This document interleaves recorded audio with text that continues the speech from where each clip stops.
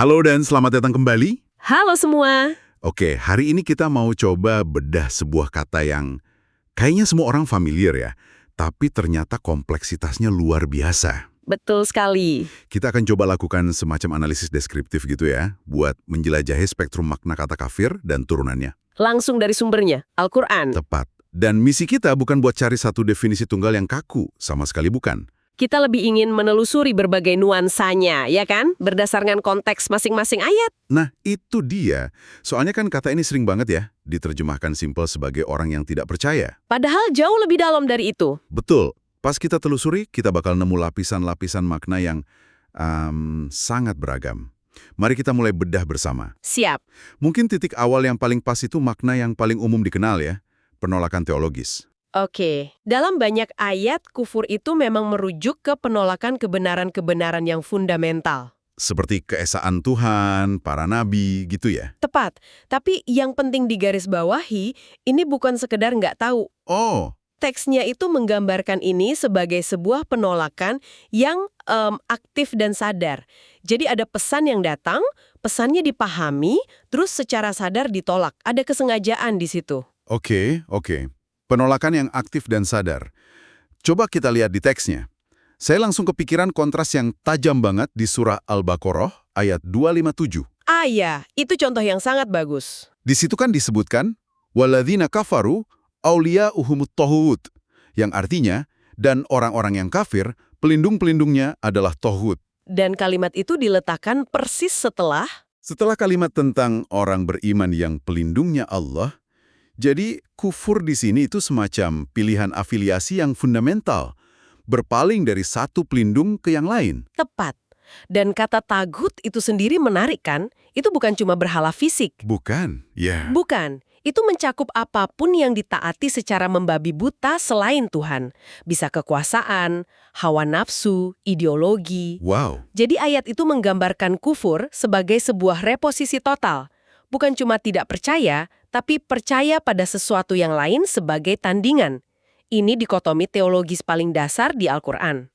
Jadi ini soal narasi tandingan yang aktif ya, bukan sekedar kekosongan iman, poin yang sangat menarik. Dan kayaknya penolakan ini sering muncul justru pas bukti udah ada di depan mata. Nah itu dia, polanya. Sering sekali begitu.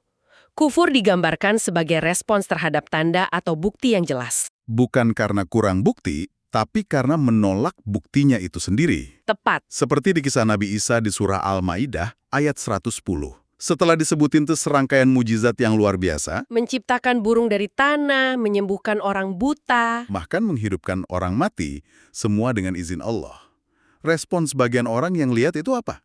فَقَالَ الَّذِينَ كَفَرُوا مِنْهُمْ إِنْ هَذَا إِلَّا سِحْرٌ مُبِينٌ. Maka orang-orang kafir di antara mereka berkata, ini tidak lain hanyalah sihir yang nyata. Nah, itu dia. Jaga perhatikan pilihan katanya. Sihir yang nyata. Ini bukan sekedar, saya nggak percaya. Bukan, ya. Ini upaya aktif untuk membingkai ulang, mereframe sebuah keajaiban jadi sesuatu yang negatif, yang manipulatif. Mereka nggak menyangkal kejadiannya. Tapi mereka menolak sumber ilahinya. Resist. Dan memberinya label yang merendahkan. Disitulah letak penolakan aktifnya. Kufur di sini adalah narasi tandingan yang sengaja dibangun untuk melawan bukti. Wow, itu perspektif yang kuat sekali. Jadi bukan menyangkal fakta, tapi menyangkal makna di balik fakta itu. Betul. Dan pengingkaran ini bisa spesifik juga kan ya? Nggak selalu menolak Tuhan secara total, tapi bisa juga menolak salah satu pilar keyakinan. Tentu. Kadang fokusnya sangat tajam. Misalnya, penolakan konsep pertanggungjawaban di akhirat. Itu tema besar. Benar. Di surah As-Sajdah ayat 10 itu kan digambarkan ada orang-orang yang nanya dengan sinis gitu. Iya, masa sih kalau kita udah hancur di tanah, kita dibangkitkan lagi? Persis. Pertanyaan retoris yang penuh penyangkalan. Dan ayatnya ditutup dengan balhum biliqa'i rabbihim kafirun. Bahkan mereka kafir terhadap pertemuan dengan Tuhan mereka. Jadi di sini kufurnya spesifik banget. Penolakan total terhadap konsep kehidupan setelah mati. Dan penolakan spesifik ini implikasinya besar loh. Gimana tuh? Dengan menolak pertemuan dengan Tuhan, mereka secara efektif menghapus konsep akuntabilitas dari hidup mereka. Bener juga. Kalau nggak ada hari pembalasan ya berarti nggak ada konsekuensi final atas perbuatan di dunia. Ini bukan lagi sekedar beda pendapat teologis, tapi pilihan yang mengubah seluruh kerangka moral seseorang. Oke, jadi dari segmen pertama ini kita dapat gambaran kufur sebagai penolakan teologis yang sadar dan aktif. Tapi kayaknya ceritanya nggak berhenti di situ. Jauh dari itu. Nah, disinilah pembahasannya jadi sangat menarik, karena ada dimensi lain yang tersembunyi di akar katanya. Ini dia titik pivotnya. Akar kata dalam bahasa Arab untuk kafir, itu kan kafara, KFR. Salah satu makna paling dasarnya itu menutupi. Nutupi. Kayak petani gitu. Tepat sekali. Seorang petani dalam bahasa Arab klasik bisa disebut kafir, karena dia menutupi benih dengan tanah. Konsep menutupi inilah kuncinya. Menutupi. Oke, saya mulai nangkep arahnya. Kalau dalam konteks teologi, tadi kufur artinya menutupi kebenaran dari Tuhan. Iem. Maka dalam konteks moral dan psikologis, akar kata yang sama ini dipakai buat menggambarkan tindakan menutupi nikmat atau karunia yang udah diberikan. Oh, Dari sinilah lahir makna kedua yang sangat kuat. Kufur sebagai tidak tahu berterima kasih. Ingkar nikmat. Konsepnya meluas dari akidah jadi akhlak. dan ini banyak banget contohnya di Al-Quran. Ini bukan lagi soal debat teologi ya, tapi soal kondisi psikologis kita. Coba deh kita lihat surah Hud ayat 9. Oh, ini ayat yang sangat relatable. Banget. Dikatakan, kalau manusia diberi rahmat terus rahmatnya dicabut, dia digambarkan innahu layausun kafur. Sesungguhnya dia jadi sangat putus asa dan sangat ingkar, kafur. Ini kan psikologi manusia yang universal banget ya. Respons pertama saat kita kehilangan sesuatu, seringnya bukan ingat apa yang masih ada, tapi fokus sama yang hilang. Betul, betul. Ayat ini menangkap kecenderungan manusia untuk menutupi semua nikmat di masa lalu saat dihadapkan pada satu kesulitan. Sifat kafur di sini itu lupa pada kebaikan. Ini kufur dalam dimensi yang sangat personal. Sangat personal dan sangat manusiawi. Dan ternyata, sifat ini dianggap fundamental banget, sampai dilekatkan ke figur antagonis utama. Ini yang bikin saya kaget. Setan ya. Ya, di surah Al-Isra ayat 27, ada peringatan soal pemboros. Terus ayatnya ditutup dengan wa kana syaitonu lirabbihi kafuro. Dan adalah setan itu kepada Tuhannya sangat ingkar, tidak bersyukur, kafur. Deskripsi yang sangat mendalam. Kita kan seringnya asosiasikan iblis atau setan dengan kesombongan. Tentu itu benar. Tapi sumber ini menunjuk sifat esensial lain, ketidakbersyukuran yang ekstrim, kafur. Jadi akar pemberontakannya itu. Seolah-olah, ya, akar pemberontakannya adalah ketidakmampuannya bersyukur atas posisi dan karunia yang sudah diberikan. Ini mengubah cara kita memandang sumber kejahatan. Bukan cuma soal arogansi, tapi juga ingratitude. Benar-benar mengubah perspektif. Jadi, dari sifat manusia yang putus asa sampai sifat esensial setan, kufur dalam arti ingkar, nikmat, ini tema yang kuat sekali. Dan kayaknya ini bukan cuma sifat yang disayangkan ya, tapi ada konsekuensinya. Tepat, ada hubungan sebab akibat yang jelas. Al-Quran secara eksplisit menghubungkan balasan atau hukuman dengan sifat al-kafur ini. Persis. Kita lihat di surah Saba ayat 17. Ini konteksnya kisah kaum Saba yang tadinya makmur luar biasa, terus mereka berpaling. Tuhan kemudian bilang, "Wahal nujazi illal kafura." Dan kami tidak menjatuhkan azab, melainkan hanya kepada orang yang sangat ingkar nikmat al-kafur. Ayat ini seolah-olah bilang kalau konsekuensi negatif itu bukan hukuman acak. Bukan, tapi hasil yang setimpal dari sikap kolektif yang mengingkari nikmat. Jadi kufur di sini bukan lagi keyakinan personal yang abstrak. Tapi jadi sebuah sikap yang bisa merusak tatanan sosial. Betul. Ketika sebuah masyarakat secara kolektif lupa bersyukur, jadi serakah, jadi abai, ya dia sedang menanam benih kehancurannya sendiri. Ini komentar sosial yang tajam sekali. Oke, ini makin dalam. Kita udah bahas kufur sebagai penolakan teologis dan sebagai ingkar nikmat. Ini membawa kita ke pertanyaan selanjutnya. Silahkan. Gimana semua ini termanifestasi dalam tindakan yang lebih konkret? Dalam hubungan antar kelompok, perjanjian, bahkan politik. Nah, itu pertanyaan krusial. Dan Al-Quran juga pakai istilah ini buat menandai perilaku spesifik, terutama dalam konteks sosial historis waktu itu. Jadi, masalahnya turun dari ranah keyakinan dan karakter ke ranah tindakan nyata. Jadi dari sifat batin jadi perilaku sosial atau politik ya? Kayak pelanggaran janji, gitu? Tepat sekali. Pelanggaran perjanjian itu contoh utamanya. Coba kita lihat surah Al-Anfal ayat 55 dan 56. Ini dua ayat yang nggak bisa dipisah.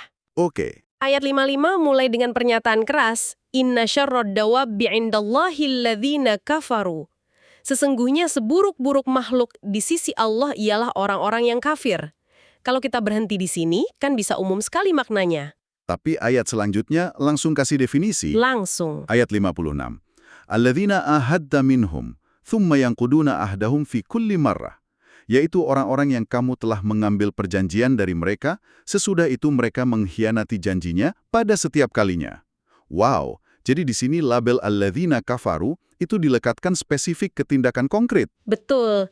Pengkhianatan dan pelanggaran perjanjian berulang. Dalam konteks Arabia abad ke-7, di mana perjanjian ahdun itu satu-satunya jaminan keamanan antar suku, melanggar janji itu kejahatan sosial politik yang sangat serius. Bisa memicu perang kan? Tentu, jadi dalam konteks ayat ini, kufur bukan lagi soal apa yang ada di hati, tapi soal integritas dan kehormatan dalam hubungan antar komunitas. Perilaku melanggar janji itu dianggap manifestasi terluar dari kufur batin. Ini membuat maknanya jadi sangat etis dan politis.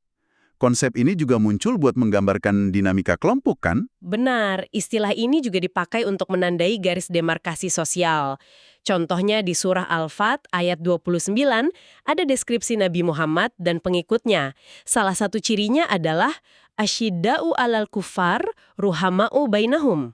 Keras terhadap al-kuffar, tetapi berkasih sayang sesama mereka. Penting ya kita sampaikan ini secara netral. Ini deskripsi dari teks. Ayat ini menggambarkan formasi identitas sebuah komunitas baru di tengah lingkungan yang seringkali hostile. Ada solidaritas internal yang kuat, ruhamah bainahum, dan batas eksternal yang tegas. Persis. Cerminan sosiologis dari sebuah gerakan yang sedang menegaskan eksistensinya. Dan selain itu, kufur juga bisa berarti menolak kewajiban ritual yang spesifik. Ini juga contoh kufur sebagai tindakan. Iya, dan ini menunjukkan betapa fleksibelnya penggunaan kata ini. Contohnya di surah Ali Imran ayat 97. Setelah menetapkan kewajiban haji bagi yang mampu, ayatnya diakhiri dengan peringatan. Waman kafara, fa innallaha ghaniyun 'anil 'alamin. Barang siapa kafara, maka sesungguhnya Allah Maha Kaya. Dalam konteks ini, frasa man kafara atau barang siapa yang kafir jelas nggak merujuk pada penolakan Tuhan secara umum. Pembicaraannya kan spesifik soal haji. Jadi kufur di sini artinya pembangkangan atau penolakan terhadap sebuah perintah spesifik. Tepat. Jadi kita udah lihat 3 spektrum ya, teologis, moral, psikologis, dan sosioperilaku. Tapi ada satu lagi nuansa linguistik dari akar kata kaf er ini yang paling menakjubkan. Karena terasa hampir berlawanan dengan semua yang kita bahas. Ini twistnya. Ini pasti merujuk pada konsep kafara. Saya juga merasa ini puncak dari kekayaan makna kata ini. Persis. Gimana mungkin coba akar kata yang sama, KFR, bisa menghasilkan kufur, kekafiran, tapi di sisi lain juga kafarah, penebusan. Aneh kan kedengarannya? Contohnya jelas banget di surah Al-Maidah ayat 89 yang bahas sumpah yang dilanggar. Solusinya? Solusinya kan memberi makan 10 orang miskin atau memberi mereka pakaian dan seterusnya. Lalu ayatnya menyimpulkan wadzalika kafaratu aimanikum. Yang demikian itu adalah kafarah penebusan sumpah-sumpahmu. Nah, Di sini kafarah sama sekali bukan kekafiran. Justru sebaliknya. iya. Ini cara buat menghapus kesalahan. Semacam denda penebus dosa. Dan disinilah momen ahanya, kita kembali ke makna akar yang fundamental tadi, menutupi. Oke. Kufur dalam makna negatifnya adalah tindakan menutupi kebenaran ilahi atau menutupi nikmat yang diterima. Oke. Sebaliknya, kafarah dalam makna positifnya adalah sebuah tindakan amal yang fungsinya untuk menutupi dosa atau kesalahan yang telah dilakukan. Luar biasa. Akar katanya identik, menutupi, tapi objek yang ditutupi dan niat dibaliknya bertolak belakang 180 derajat. Jadi, satu akar kata bisa bercabang jadi konsep yang paling negatif, penolakan kebenaran, dan sekaligus jadi solusi yang positif, penebusan kesalahan. Ini menunjukkan betapa canggih dan kayanya bahasa sumber yang kita bedah ini. Ini keindahan bahasa yang berlapis, memaksa kita untuk nggak berpikir hitam putih. Betul sekali. Kalau gitu, mari kita coba rangkum perjalanan kita ini.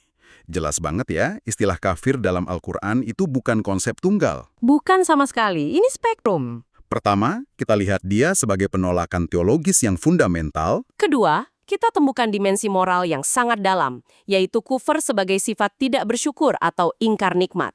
Kondisi psikologis yang membawa konsekuensi buruk.